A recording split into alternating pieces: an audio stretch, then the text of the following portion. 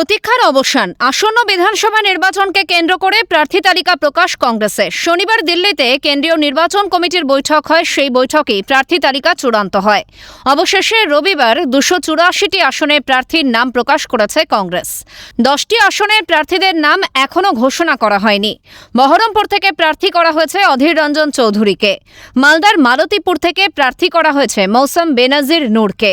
High voltage কেন্দ্র ভবানীপুরে প্রার্থী করা হয়েছে প্রদীপ প্রসাদকে। উত্তর দিনাজপুরের চাকুলিয়া থেকে ফের প্রার্থী হয়েছেন আলী ইমরান রামজ ওরফে ভিক্টর।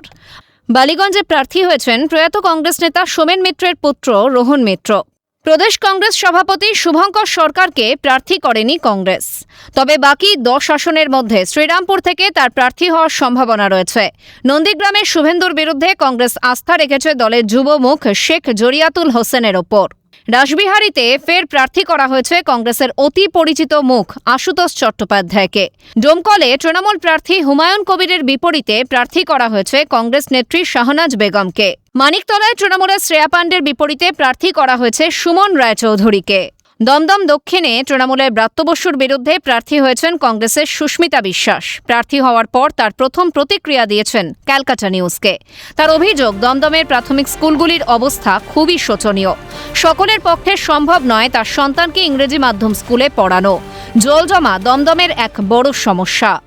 সবচেয়ে বড় কথা হচ্ছে দমদমের যে স্কুলগুলো, মানে প্রাথমিক যে স্কুলগুলো, প্রাইমারি স্কুলগুলো, এই প্রাইমারি স্কুলগুলো একদম ধুঁকছে। প্রাইমারি স্কুলগুলোর টিচার নেই, না হলে মাঠে গরু চড়ছে, না হলে 2জন কি 3জন স্টুডেন্ট।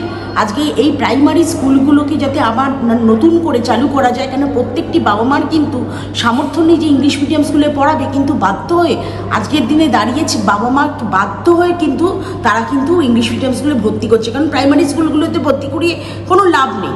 এবং আইসিডিএস স্কুলগুলো, যেই আইসিডিএস স্কুলগুলো ধুঁকছে, সেই আইসিডিএস স্কুলগুলোকে আবার নতুন করে যাতে করানো যায়।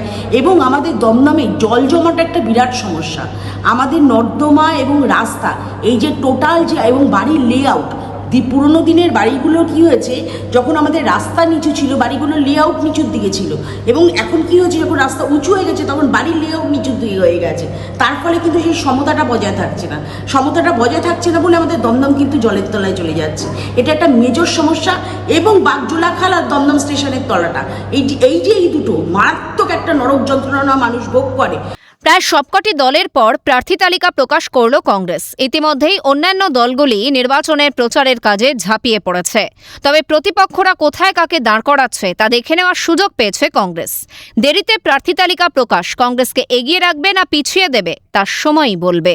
খালিদ জামালের রিপোর্ট, ক্যালকাটা নিউজ।